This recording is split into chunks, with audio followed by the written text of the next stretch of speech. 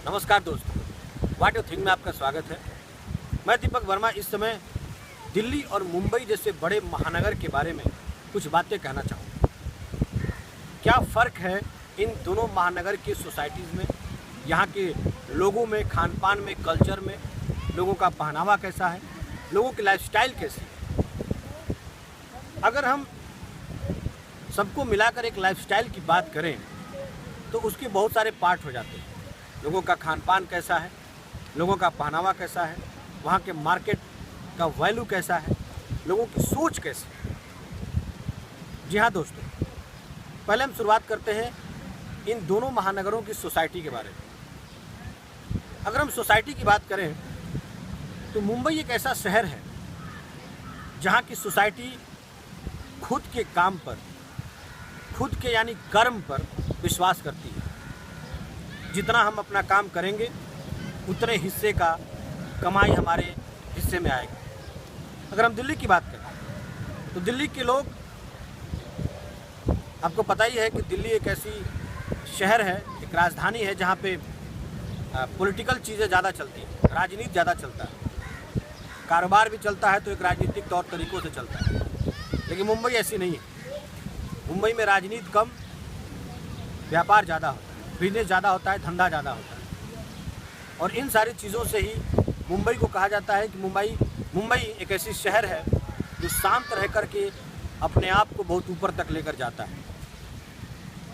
दिल्ली में तो एक छोटी सी बात होती है, चूँकि मीडिया का दिल्ली एक हब है, तो कोई भी बिजनेस होता है, कोई भी पॉलिटिशियन होता है तो उसको एक हाईलाइट दिया जाता है, एक लेवल तक पहुंचाया जाता है। वहाँ की जो सोसाइटी है दिल्ली की, वो थोड़ा गुस्सैल टाइप का है, लेकिन मुंबई ऐसा नहीं है। मुंबई की पुलिस और यहाँ के लोग काफ़ी मेल जोल ले करके सबको चलते हैं। अगर हम खान पान की बात करें तो दिल्ली का जो खान पान है, वैसे प्रॉपर दिल्ली का कोई खान पान नहीं है। दिल्ली एक राजधानी है जिसके आसपास उत्तर प्रदेश, हरियाणा, जयपुर और उत्तराखंड जैसे बड़े बड़े राज्य इसके साथ जुड़े हुए हैं, जिसका कारण है कि उन सारे राज्यों से लोग, हर समुदाय, हर वर्ग के दिल्ली में आते हैं। वो अपने तरीके से जीते हैं, उनका अपना तरीका होता है खान पान का, बाज़ार करने का, बाज़ार में प्रोडक्ट को बेचने का, लॉन्च करने का। तो उनका दिल्ली का कोई अपना खान पान नहीं है। हर तरह के वहाँ पे आपको व्यंजक मिलेंगे, चाहे वो किसी भी राज्य का कोई भी चला जाए दिल्ली में, उसको हर तरह का खाना मिलेगा, फास्ट फूड मिलेगा, सब कुछ मिलेगा। लेकिन मुंबई का अपना एक खान पान है जिसे वड़ा पाव के नाम से लोग जानते हैं। वैसे दिल्ली में तो पराठा बहुत फेमस है, दिल्ली का चिकन कबाब वगैरह भी बहुत फेमस है, मूलचंद का पराठा दिल्ली का फेमस है।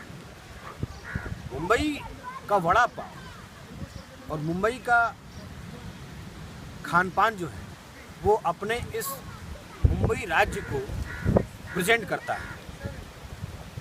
अगर हम पहनावे की बात करें, चूँकि ये मुंबई फिल्म सिटी से जुड़ा हुआ है, तो यहाँ पे लोग कुछ अलग तरीके का फॉरेनर कल्चर को ज़्यादा अपनाते हैं।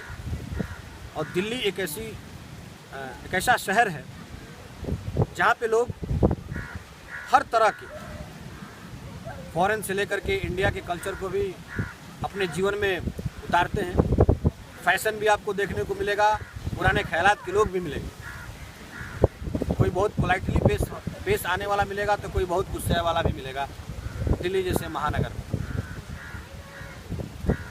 अगर हम पैसे कमाने की बात करें तो दिल्ली की अपेक्षा मुंबई के लोग अपने कारोबार पर भरोसा रखना और पैसे कमाने में ज़्यादा एक्टिव है, ज़्यादा फोकस है।